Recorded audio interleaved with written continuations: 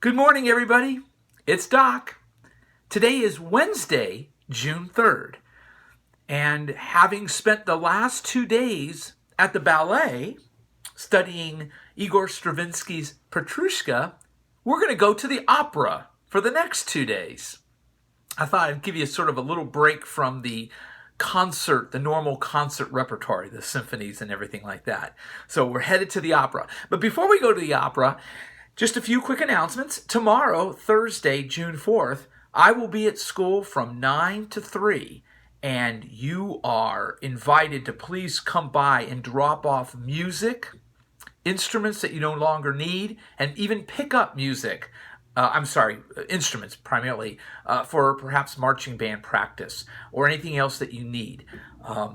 Please follow all instructions as given by our school personnel. Most likely you're going to have to enter through the main doors of the school. I think they're going to require masks and gloves, but I'm not sure about that. Just kind of follow directions, and we'll get everything everything done that we need to. I'd love to see you, so hopefully I'll like I said, I'll get a chance to see you tomorrow, June 4th. Registration is open for our marching band. Registration deadline is Friday, June 19th. So far, they're jumping in. The response has been overwhelmingly positive, and I've sent you the opener of our show. And the feedback has been great. Tchaikovsky's Romeo and Juliet, what a great opener. I know John's writing the percussion parts, and Mason's already thinking about guard moves and everything like that. So keep your fingers crossed. I hope that we can have as normal a season as possible. All right, so the opera. I entitled this, Let's Go to the Opera, Mozart's Magic Flute. If you like movies, Netflix, if you like musicals, school musicals, Broadway musicals, you'll love opera. Because opera is simply movies, musicals, that were really in vogue in the 1600s, 1700s, 1800s. It was the precursor to all our movies. Seriously, that's all they are. Now, operas get a bad rap for the following reasons. Number one, they're often spoken or sung, mostly sung, in a non-English dialect. So your first excuse is, I don't understand what's going on. I get it. Number two, the actual action of the story moves at a slower pace than our modern movies do, when everything is like bam, bam, bam, bam, and all these cool visual effects. I get that too. Number three, sometimes the singing seems a little over the top with regard to flourish and ornamentation and even extreme range. Sometimes that happens, but not as much as you think. And fourth, some of the stories, or the tales, if you would, seem a little stuffy and arcane to our modern sensitivities. We want something that's a little bit more practical right now, or something that we could relate to. However, I have an answer to each of those bad raps, if you would. Number one, with our modern day internet, you can watch just about any opera in English. They've all been translated. Or, if you want a more authentic experience, watch the opera in its original language, like Italian is very common because Italian is such a wonderful language to sing in because of all the vowel sounds. And they'll have English subtitles. That's all you have to do. It's right there. Number two, of course the action moves a little slower because, like a musical, there's times where the character soliloquies or thinks about his emotions, what's going on. And that's actually the most fun part of a musical, the actual songs, the arias, the time when someone thinks. Think about your day-to-day life, your day-to-day life. Isn't most of your day spent in your brain thinking about certain things? Yes, you have action moments, but most of it's right here anyway. So to me, I'm thinking it's more realistic of what life really is life. Could you imagine? Again, some of the songs are the best part. So the action moves a little slower and they sing, but think of The Sound of Music or any other great musical. It's the songs that you remember and you love. Number three, yeah, sometimes singers like to show off, but think of it as an instrumentalist that's displaying their virtuosity. Sometimes if you just relax and listen to them, you're just inspired by their incredible technique and their passion for the music at that point. It could be a wonderful moment if you just sit back and let it. And finally, yes, some operas are about medieval legends and things like that, but there's a lot of operas that deal with everyday reactions and emotions. In fact, even the medieval ones often have an everyday emotion tucked within its heart. So all those myths, I'm busting them. You can easily enjoy opera. And I'm going to challenge you this summer to listen to an opera or two or watch it. I think once you do it, you'll get hooked and you'll say, I really like this. Now, I chose Mozart's The Magic Flute as a way to begin your journey. And I did it for the following reasons. Number one, I wanted to explore a well-known opera. The Magic Flute is as well-known as anything. Number two, I wanted to explore an opera that really did deal with a wide range of emotions, from excitement to fear to mystery, humor, romance, even legend. We got it. I love Mozart. Number three, I love Mozart. And I felt that if, to really understand Mozart, you need to watch one of his operas. He wrote a dozen or so operas easily. And actually, probably he spent quite a bit of his professional life in an opera house, conducting, leading the singers. Mozart loved opera. In fact, a lot of his music, you can hear a dialogue back and forth between the musical lines, just like a character does on stage. Mozart and opera go right hand in hand. And finally, I wanted to explore an opera that has a couple great songs, arias, that are really well known. And The Magic Flute certainly has them. So, The Magic Flute was Mozart's last opera, composed just months before he died. Wow. Now, Mozart did not write the storyline or the libretto. Matter of fact, most composers don't write the storyline or libretto. That was written by another man. He approached Mozart in late spring and said, I'd like to do this opera. And Mozart said, yeah, sure, man, it sounds great. We'll have a good time with it. Now, it's a special kind of opera known as a Singspiel. A Singspiel is an opera, number one, in German, not Italy. Now, that's significant because Mozart was in Vienna, Austria, German. So he was going to write this opera so that even that audience didn't need a translation of any sort. They could understand the opera in their own language. Number two, a Singspiel has spoken dialogue. And not all operas had spoken dialogue. This moves the story along faster, and it also provides a little relief for your ears from the music. When the music does come in, it sounds a little sweeter. And, after Mozart's time, more and more operas did include some spoken parts for those reasons. All right, now let's listen. Operas, like Broadway musicals, begin with an overture, an instrumental overture. Now, this serves two purposes, musical and practical. Musical, it warms up your ear to the songs that are going to be included in the opera most of the time, or at least this kind of the sense of the music. All right, that's the aesthetic part of an opera. But secondly, an overture, for practical reasons, is sort of like blinking the house lights and telling everybody, hey, get in your places. The show is about ready to begin. So the overture sort of quiets everybody down.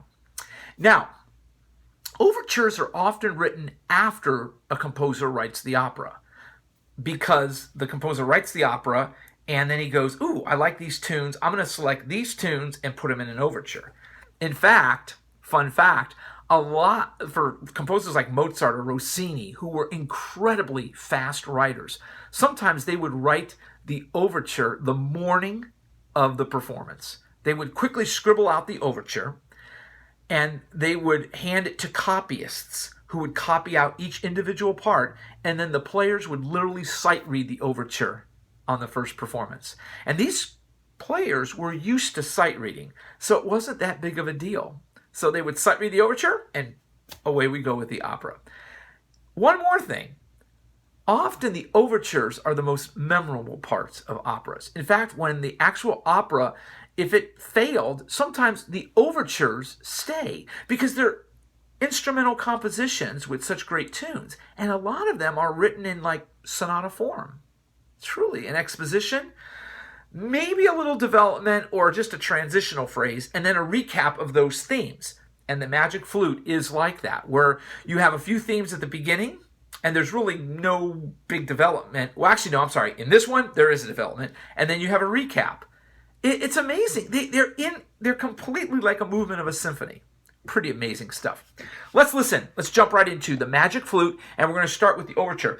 This is from the Vienna Philharmonic, so it's really, really cool. I think you'll really like the Magic Flute Overture, Mozart.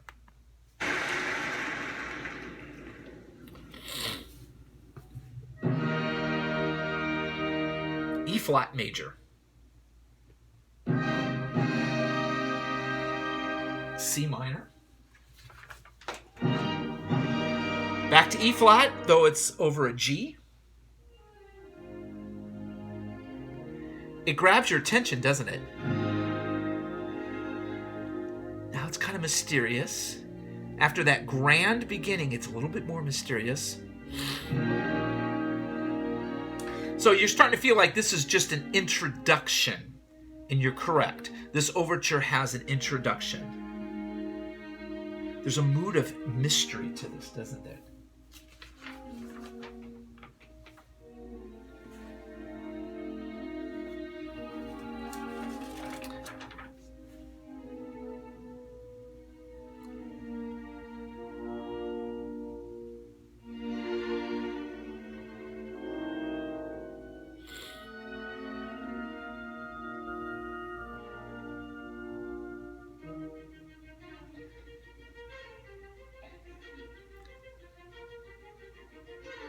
We're into the exposition now, and listen to the first theme. But listen to how Mozart's treating it. It's a fugue. He does a little fugue, a fugato, with the first theme. And note that repeating. That's going to come back in the opera.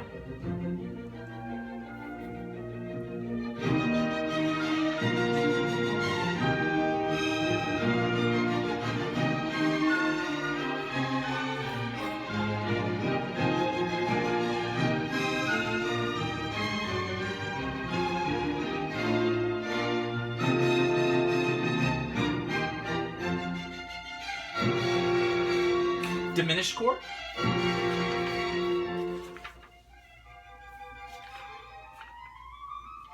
Sounds like a little transition here.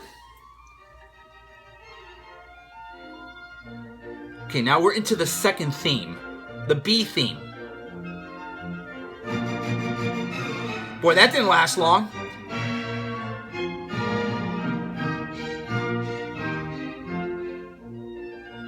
So the B theme is sort of like a little scalar idea.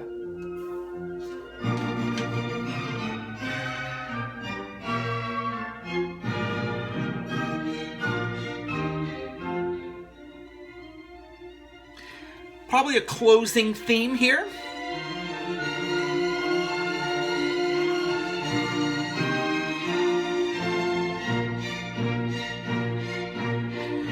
Now, what you're thinking is, are they going to repeat the exposition? Are they going to go back to the beginning?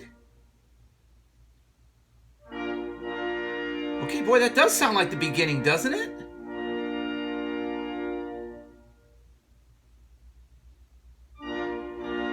Okay, maybe, but maybe not. The chords seem a little different. I'm not so sure. Maybe he's going on to the development.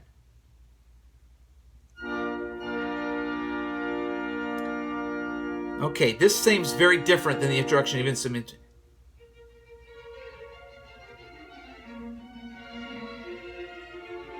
Okay, this is a development. Oh my gosh, it's the same fugue-like idea, but it's different. It's more restless. It's changing keys faster. Listen. Oh my gosh, in the flute, he has the second theme. Circle of fifths. He's moving around.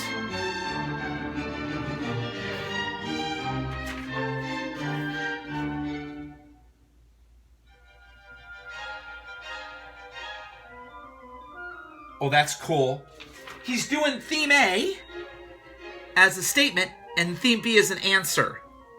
And did you notice that moment of rest before he put this going together? That was cool.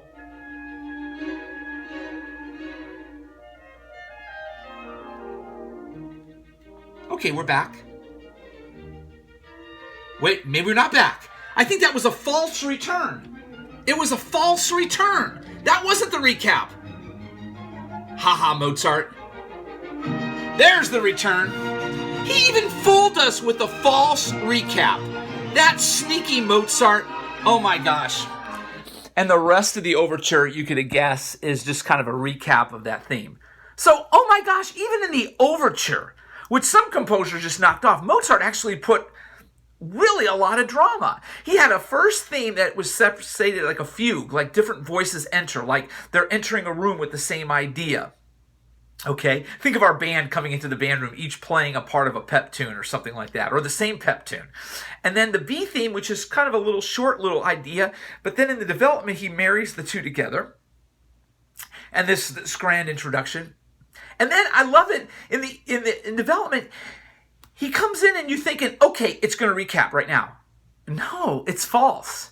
And Mozart knew exactly what he was doing. He said, okay, I'm going to kind of play with you. Okay, now I'm going to come back to the original thing.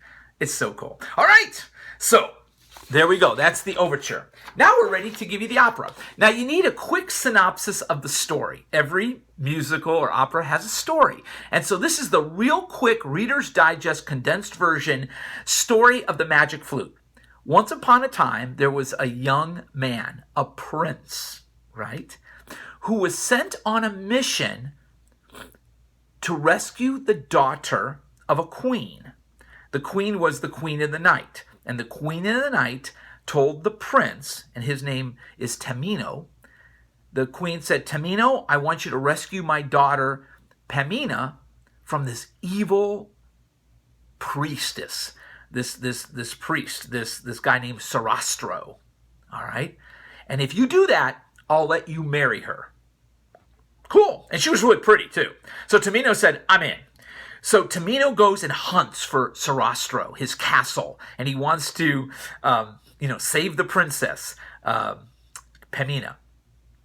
So upon reaching the castle, Tamino is told by Sarastro, I'll let you marry her and take her and rescue her, but you must accomplish 3 daring feats of courage.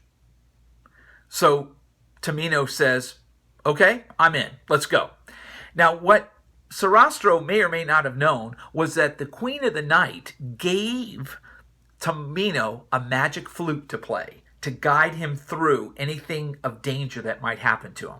So Tamino got through these heroic feats by playing his magic flute. He did. Sarastro said, you have great courage, my son. I'll let you marry Pamina. And they did, and they lived happily ever after. Simple. Now, like all musicals, there's a lot of subplots. And so it's not as easy as it seems. And I'm going to go through those with you as we develop this little story.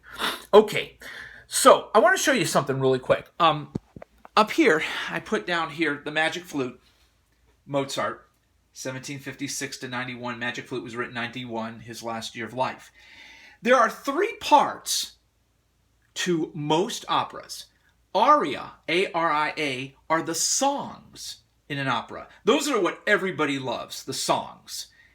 Recitative, well, let's go to spoken. And then sometimes there's spoken dialogue. Not always, but sometimes. And a recitative, which looks like the word recite, is kind of like saying something, but in a song-like form with your voice. Like, I hope you are enjoying the Magic Flute with Doc while you're in quarantine. It's sort of like a chant, and you'll have moments where your voice comes down and rests on a tonic pitch, and then you'll go around and maybe you listen to other operas. It's a way to move the story along, but not lose the feeling of music. In a movie, it might be a person that speaks and there's music in the background. But in early opera, they would keep the voice going. Now, sometimes that recitative could sound pretty dry. And that's one of the knocks of opera, because you're like, come on, this is a little bit dry. But again, just enjoy the musical part of it. Now, we're gonna listen to a part, an aria, early on. And the aria is when a comic sidekick to Tamino, Papageno. Papageno enters. Now, Papageno is a bird catcher. No kidding. He catches birds. He is the opposite of Tamino, where Tamino is a brave man. Writing's not that easy. Papageno is a character. He just catches birds. He's a recluse. He just kind of lives in the moment, you know. He's kind of the happy guy. And him and Tamino cross paths early in the opera, and Papageno makes his entrance onto the scene, and he says, "I'm a bird catcher. That's me. I catch birds all day. I'm very, very happy. Ha ha ha ha. And what I'd really like to do is catch women, because that would be really, really fun." So I want you to listen to this aria sung by Papageno and how happy he is.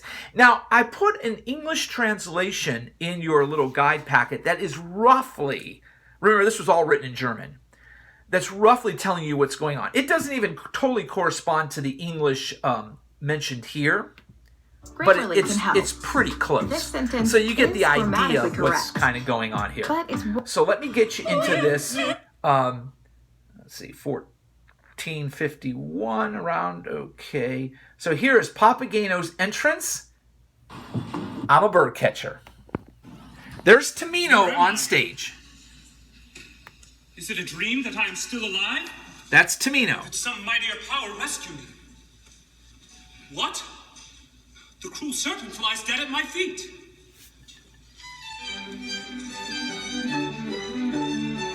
What's that I hear?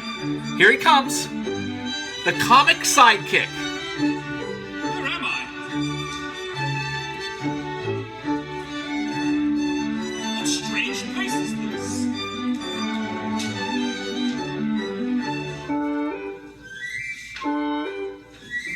A man of some sort is approaching the valley. You'll notice he's just using spoken dialect to get ready.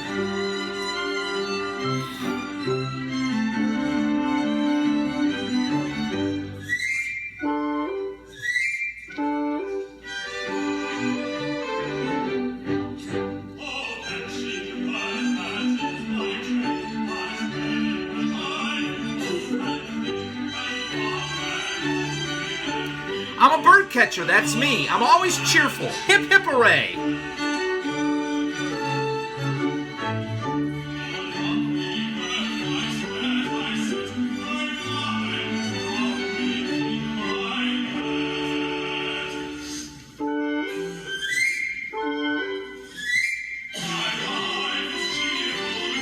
My life is cheerful and merry, for all the birds are surely mine.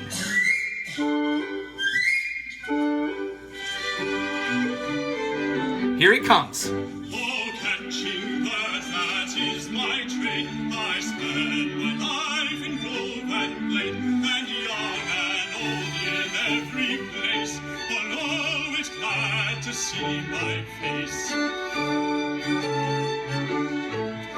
I wish that I could spread my net for every pretty girl I met. I wish I could spread my net for every pretty girl I met.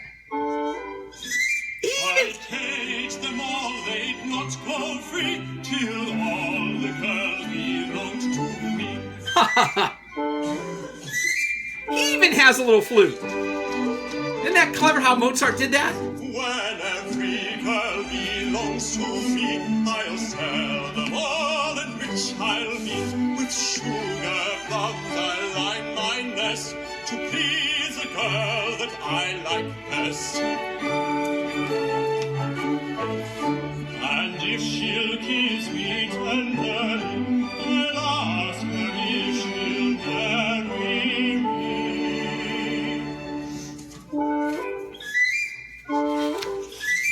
And how I love my dear young wife, I'll rest beside her all my life.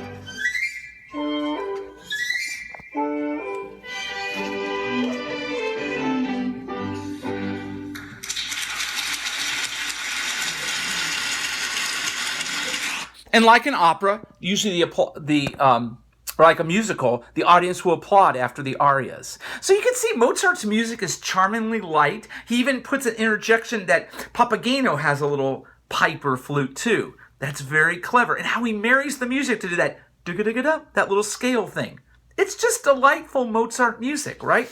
All right, we move ahead, and the Queen of the Night makes her first appearance and asks Tamino to rescue her daughter. Note that the Queen's opening lines are in the style of a recitative. It's that hybrid type of music that's not song, it's not speech. It's sort of a declamatory, speech-like song, somewhat free. Now, Mozart's is kind of tuneful, but again, that's Mozart. And then once it gets going, it resumes more of an aria. Now, what the Queen of the Night is kind of saying here is, don't tremble, Tamino, my dear son. You are a very wise person, I can see that. You can comfort me by rescuing my daughter. You know, suffering's my lot. I've lost my daughter. This villain made off with her. Help. I heard her say help. And, you know, I could not help her because my aid was too feeble. I see you as the victor. And if you do this, you can marry her. Okay? So let's listen to a little bit of the Queen of the Night's plea to Tamino to go rescue her daughter. Okay? So we'll get you all in here. Love, by my heart. Ye gods. There's Tamino again. It announces the arrival of our queen. She comes. She comes. Here comes the Queen of the Night.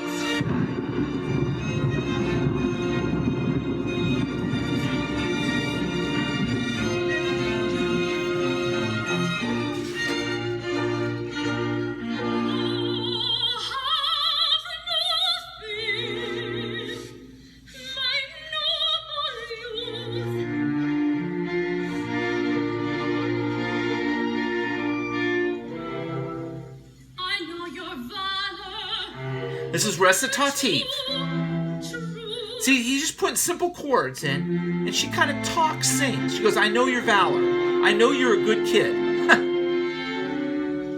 starry queen of night, I proudly greet you. It's almost like a jazz improvisation over a chord.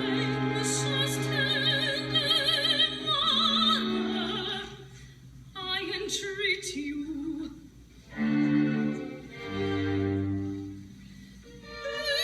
Now this is an aria. She's saying, oh, woe is me. I've lost my daughter.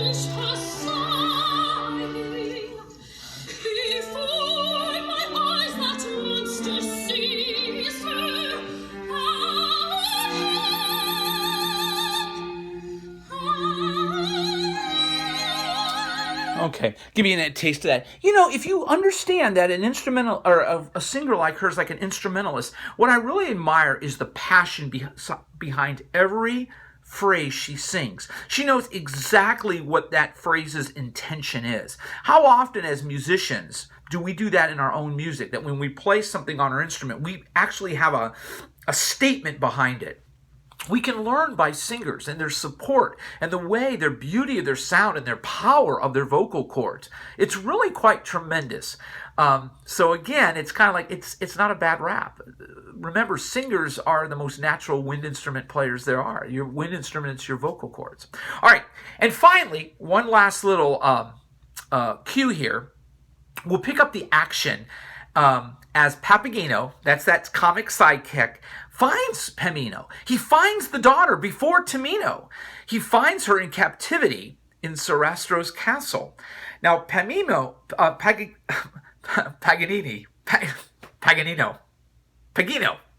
Papageno tells Pamina, I think Mozart did that on purpose, the librettist, that her Prince Charming will soon rescue her. But he kind of is bummed out because he doesn't have anybody. Papageno, he's like, I don't have anybody. Your Prince Charming's coming to get you, but I don't have anybody. And they both sing a little duet, which is an aria for two people.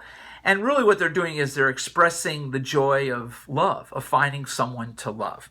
A rough translation says, Pamina says, in men who feel love, a good heart too is never lacking. Papageno says, sharing these sweet urges is then a woman's first duty.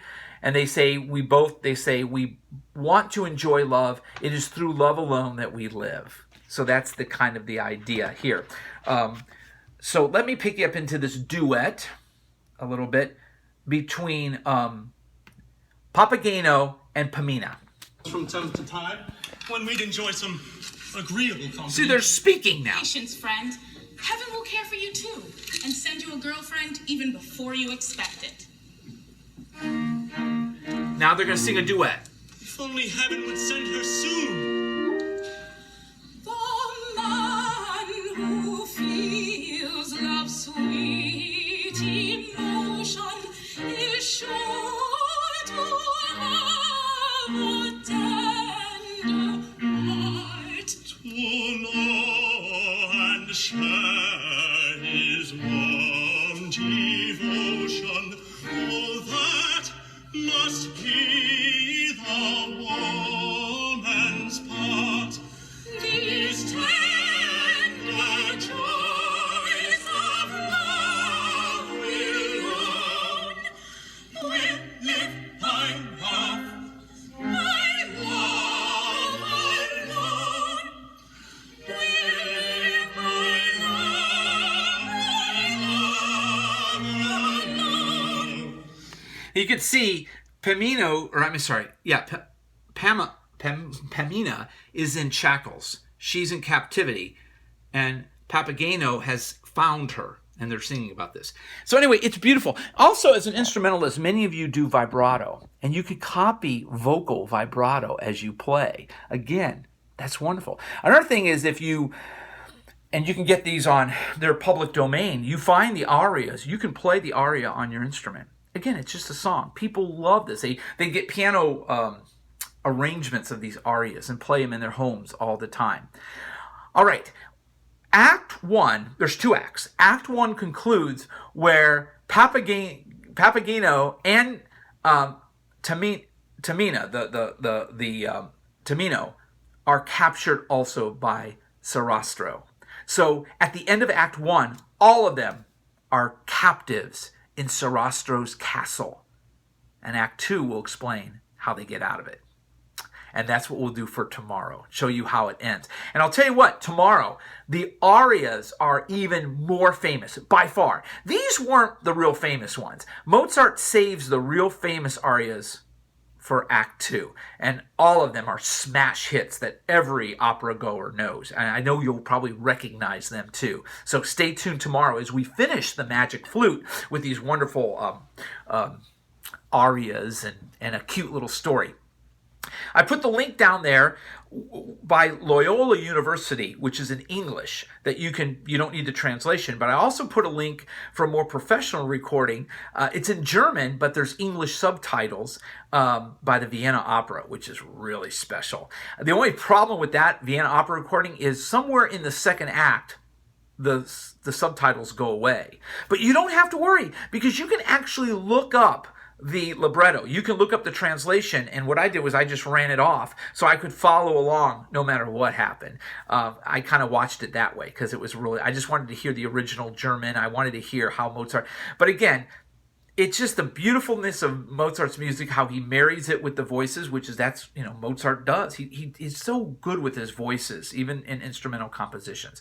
Anyway, I hope you enjoy it. And again, I'm going to challenge you this summer.